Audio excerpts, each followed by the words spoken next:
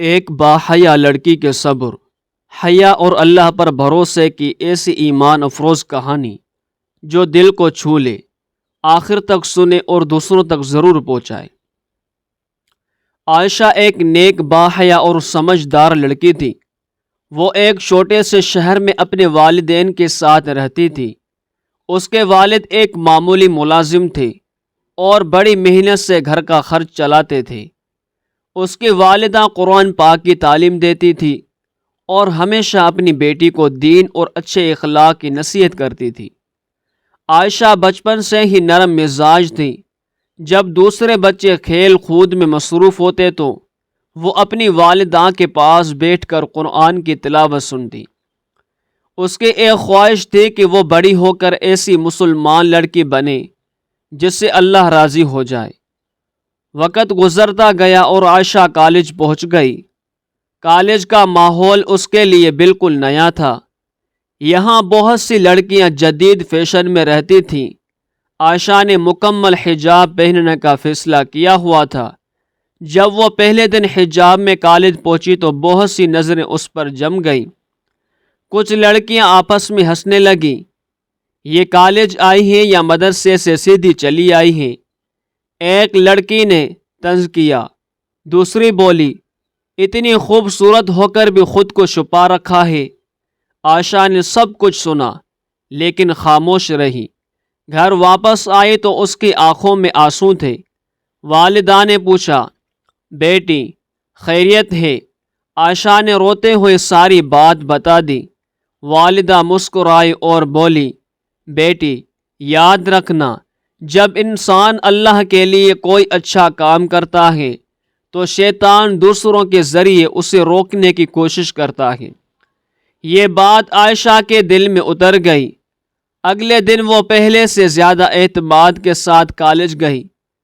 مہینے گزرتے گئے۔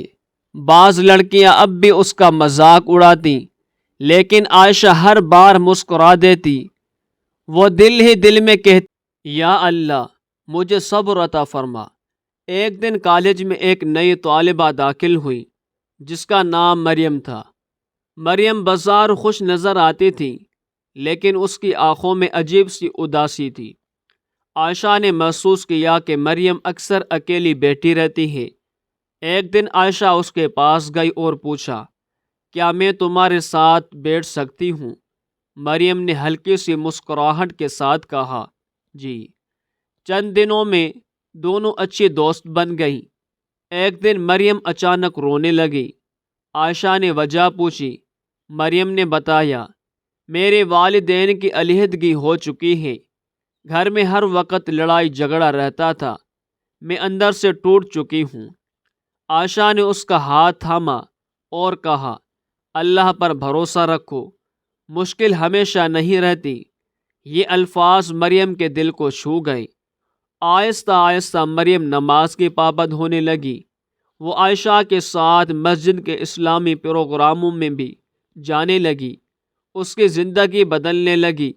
لیکن امتحان ابھی ختم نہیں ہوا تھا۔ کالج میں سارا نام کی ایک لڑکی تھی جو سب سے زیادہ مقبول تھی۔ وہ عائشہ کو پسند نہیں کرتی تھی۔ اس سے لگتا تھا کہ عائشہ صرف دکھاوا کرتی ہے۔ ایک دن اس نے پوری کلاس کے سامنے کہا، تم لوگ عائشہ کو اتنا اچھا کیوں سمجھتے ہو؟ یہ صرف اچھا بننے کی کوشش کرتی ہے۔ کلاس میں خاموشی چھا گئی۔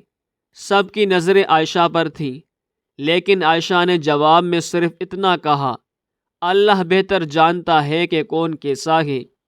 یہ سن کر سارا مزید ناراض ہو گئی۔ چند مہینے بعد سارا کی زندگی میں ایک بڑا مسئلہ آ گیا۔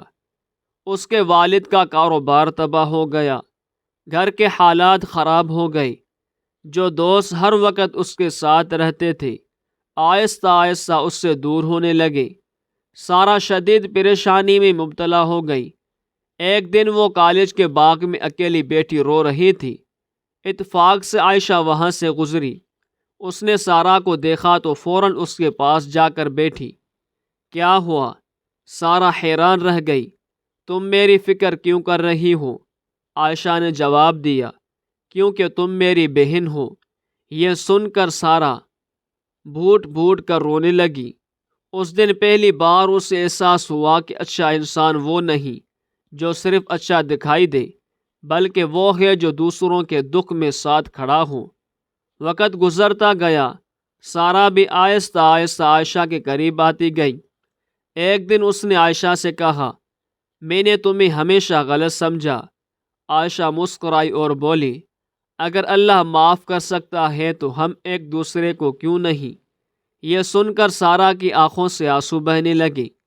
اب کالج میں صورتحال بدل چکی تھی۔ وہی لڑکیاں جو کبھی عائشہ کا مذاق اڑاتی تھیں اب اس سے مشورے لینے آتی تھی۔ کوئی گھریلو مسئلے کے بارے میں پوچھتی، کوئی تعلیم کے بارے میں۔ عائشہ ہر ایک کی بات محبت سے سنتی۔ ایک دن کالج میں ایک بڑا پروگرام منعقد ہوا۔ پروگرام میں ہر طالب علم کو ایک کاغذ دیا گیا جس پر لکھنا تھا وہ شخص جس نے آپ کی زندگی پر سب سے اچھا اثر ڈالا ہو۔ جب تمام پرچیاں جمع ہوئی تو حیران کن نتیجہ سامنے آیا۔ سب سے زیادہ نام عائشہ کا تھا۔ پورا حال تالیوں سے گونج اٹھا۔ عائشہ کی آنکھوں میں آنسو آ گئے۔ اسے وہ دن یاد آ گئے جب لوگ اس پر ہنستے تھے۔ اسے وہ راتیں یاد آ گئی جب وہ سجدے میں رو رو کر اللہ سے صبر مانگتی تھی۔